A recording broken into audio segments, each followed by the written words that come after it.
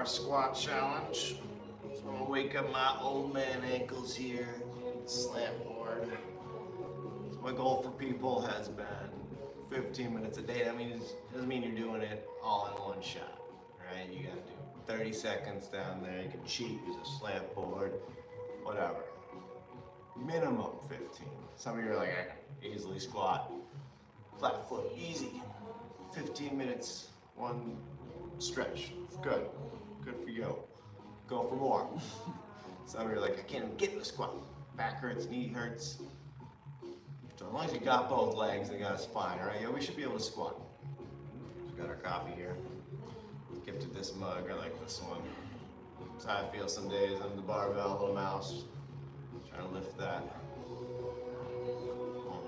I wanted to show a little bit with a kettlebell. I did 2 other videos. I might upload them to YouTube. They were just on Facebook. Just me squatting in the morning. My ankles are the worst, nice and stiff. But while I'm here, just warming up, I was thinking about how everyone's hips are different. We're not born with a clean slate.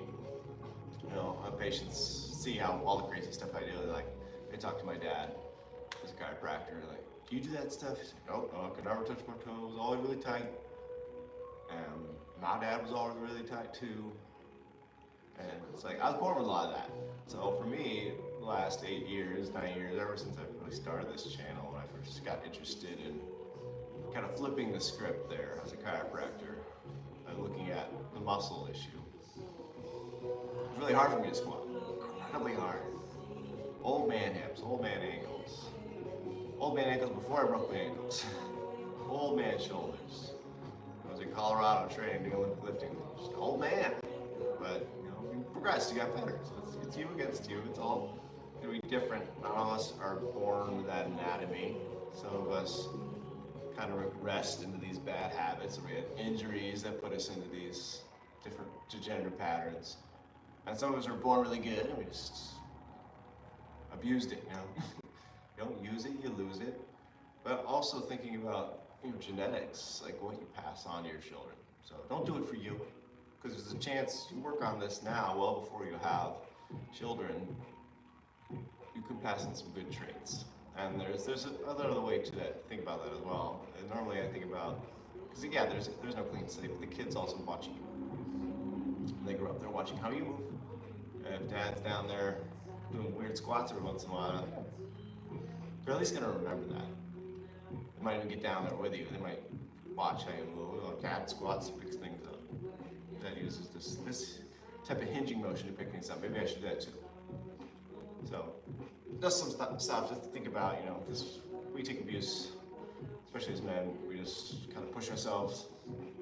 I don't have time to think about health. Well, you get to be about your kids, think about your family, and how you need to be there for them, and they're watching you. All right, we warmed up those ankles. So, let's get that slant board out of the way, no more cheating. And it's a light kettlebell. This is 30 pounds, probably not, maybe a little heavy. But I think of a kettlebell more as like a mobility tool, especially lighter weight, than something really that's strength training wise. So we're going to use it to help us get into the squat. So again, we're cheating with the kettlebell. Actually, that's one thing I want to talk about. We got the old man while we're down here, is coming out of the position. So we do this, we round. Come up strong. If you lift those arms, like reach, that engages that back. Kind of have these 2 different ideas where foundation training rounds trying to get that back of the skull, where your ears behind your elbows is our cue. And then in other lifting, like if I'm doing an overhead squat, right, the head has to go forward into that thoracic mobility. So which one's good, which one's bad? I don't really think that one is better than the other. It's just regression. So if I'm already round and I push my head forward, that's not what we need. First, we gotta kind of get that spinal stability. So, squashing the grapes underneath my heels. Muscles are activated. I'm no longer resting on the joints. I do that foundation training style. I'm here, but yeah, if I had weight overhead, I'd have to eventually push the head through. But first, I want that nice lengthened spine, nice and active. So think about that too as you're coming up.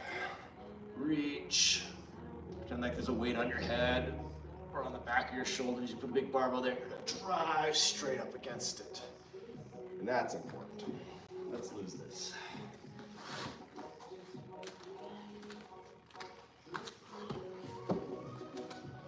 All right. Shake those ankles out. Loosen up the feet a little bit. One of these mornings I'll talk about ankle mobility, something I always struggle with. Another question. Wow. Hi, Katie. Is it Katie? Oh no. Kella. Hi. So, stiff old man. 30 pounds is gonna help. Also gonna work as a counterbalance. So I'll give you this. Somebody else about to get it. But now it's gonna help pull me down. So along those lines of, a lot of times what I teach in foundation training is we don't bring the hip below the knee. It's a very athletic, strength training squat, right? I'm hinging. I'm not letting the spine help at all. There I take that inhale at the top.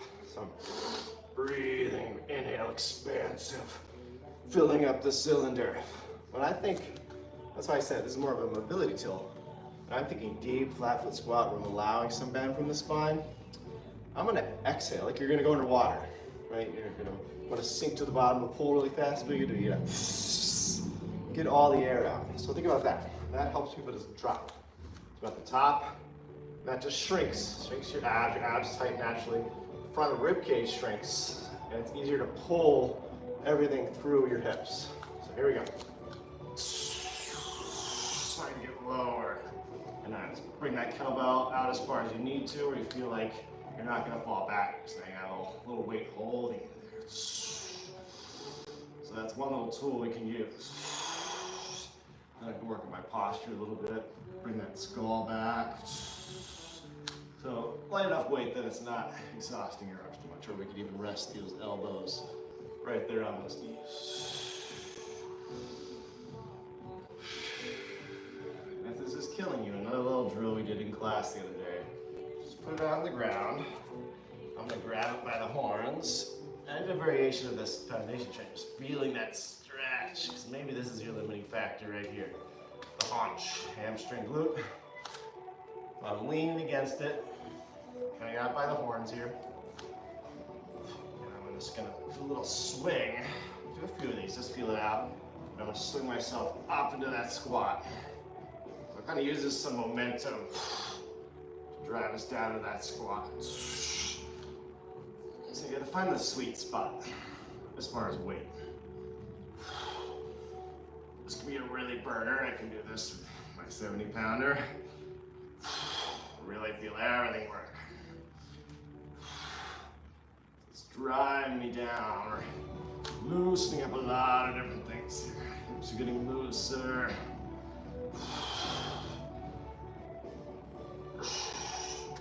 This is an important position too, because those glutes in the squat, they have to open up. They're just so tight. We're gonna force everything else to move. We're gonna force the spine around, the butt will be really tucked. The butt's super, super tucked. The glutes are super, super tight. So that's why it's important to start with a bit of a hinge.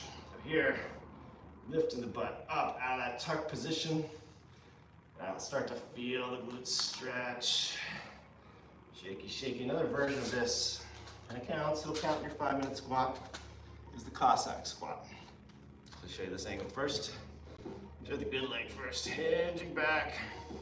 So same thing, I'm gonna kind of get a swing, momentum's gonna drop me into that Cossack squat. So I turn that other foot.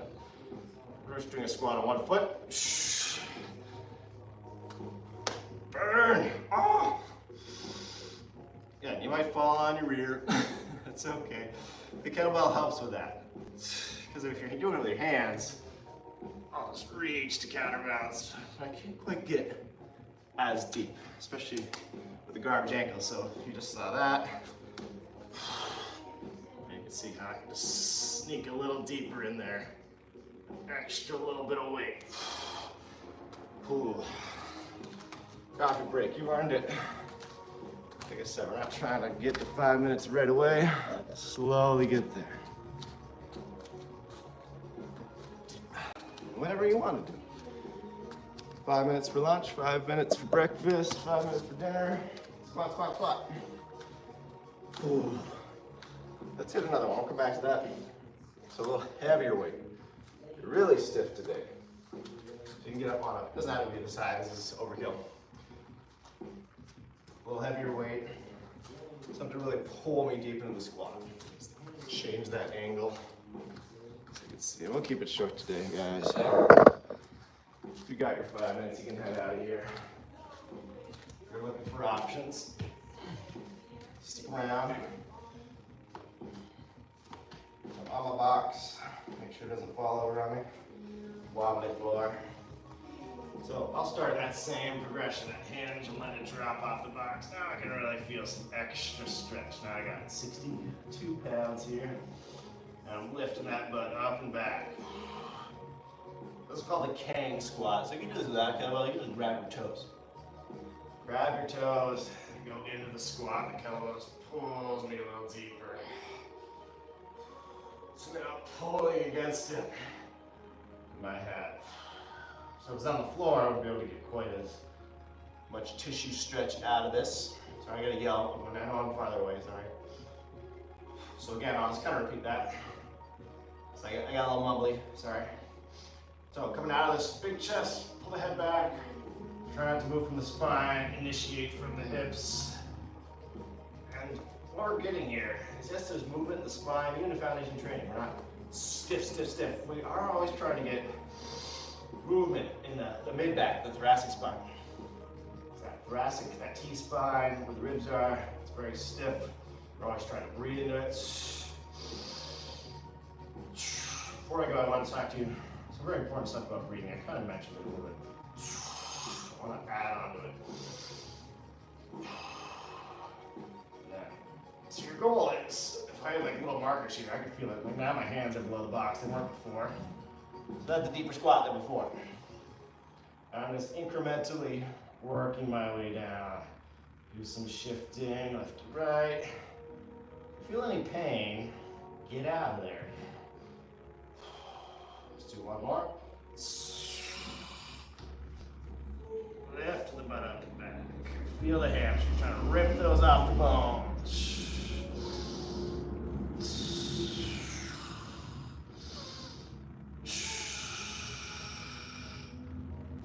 Let's sink. Back, relax. Let it go lower. One more deep, deep squat.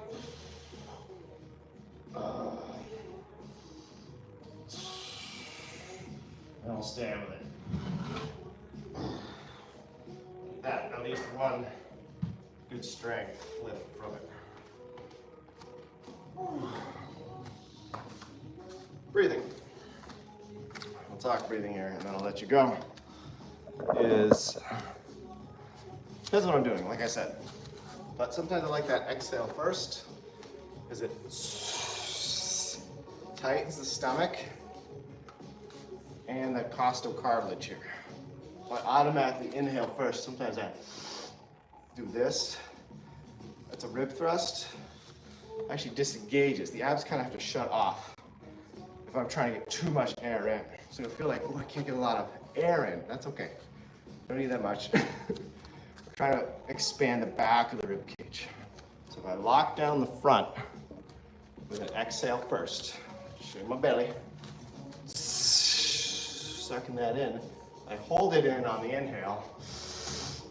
I get that expansion up in between the shoulder blades. Come here, Billy Bones, show us your bones. Trying to get into here. And you can see all these little spinuses, they drive down. And chiropractors are taught this anterior idea, which is just wrong. It's just that the vertebrae go into too much extension and they create an appearance where it looks like they've shifted forward. It's really just extension. So when I lengthen, I tighten those abs, we're actually doing flexion of our T-spine. And that's exactly where we want to be moving from with these squat patterns, these hinging patterns. is creating motion in the thoracic spine. The reason we started this is all about the gut. Of course, it's about your hip health and all that too, but that's the bonus, is getting stress off the nerves. Thoracic spine goes to a lot of our organs of digestion and enzymatic release and all that. And that breath pattern is crucial. And it also helps you get you deeper, like we're talking about. That exhale gets me really thin, and maybe I'm just moving too much from my neck, so I can take the breath more into the rib cage. And I got my bell, all right? A lot of fun things we can do here. We can hook it, that press, open up that body, grab one ankle.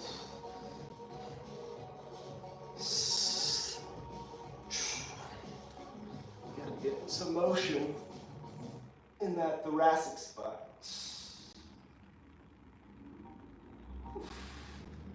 A little tighter on the left.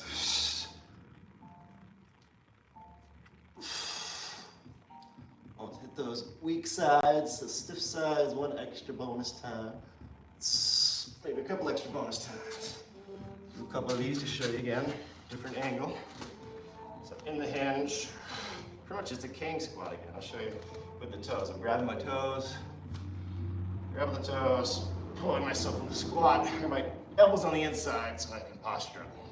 Same exact thing with the kettlebell. Hingey hinge, do a little swing, boom. Yeah, let me show you with the 62. That I can do that. That gets me a little deeper. Make the grunt a little bit. Put my man voice on. Man voice for 62 pounds. Get that big swing. Oh yeah, that gets me deeper, right? So you can level it up. One more depth. Maybe your body's not ready for it. And I give myself a break. I go to that hinge again. I could string them together for sure, but I like stretching that glute out, like I said. That's what's gonna allow me, as far as the hips, to get deeper. The spine can cheat and get you lower. That's the tricky part for some people who think they're really hypermobile. Think they're mobile, but they're moving from their spine. They're hypermobile in their spine and can still be restricted in the hips. Even when I swing, I'm still getting a little bit of a hinge, but it could be from the low back. So we don't want this. We swing, we want that hinge. We're gonna hinge and the butt goes up and back. And we load those glutes. And that just stretches them for when we go into the squat. Let's do the Cossack squat again. 62 would drive me super deep. Question is, I don't think I can get back up again. Maybe later in the morning after the coffee sits. So do two more. Nice and wide. And a good practice here is to work on your lateral hinges first. So I'm not moving the foot here. I'm just reaching the right hand, bend the left knee. That primes that hip. Reaching that hip up and back against the same thing. Now I'm just focusing on one. Grab that cheek, reach it back. Reach a little farther. Always pretend like I'm grabbing a rope, pulling a big heavy object on the end of that rope. Then your whole body, that hip gets involved. So all I'm allowing for after this is just that foot to move. So I can still do it with a reach here. In a lot of ways, this is kind of easy. So I'll show you with the kettlebell. Same position, I'm hinged to start. Got it by the horns. So I'm swinging it up, dropping down. Kettlebell just helps me stiffen my torso, prevents too much rotation. I want that knee, we don't want that knee inside. I'll see this a lot where they're rolling. And see that knee's on the inside of the ankle. You want to, like you're squatting, what are we doing? Driving that knee out. So that knee ends up on the outside of the foot. And that little bit of weight, combined with your body weight, will prevent the foot from rolling. So we'll see that in a lot of body weight squats. That ball of the big toe lifts off the ground. So below that ball of the big toe, that foot will stay down. High. Cheers, guys. Said we keep it short. Thanks for coming out. Keep squatting. It's good for more reasons than you know. Don't need to know, but you need to know to squat. I'll give you the reasons. Take care.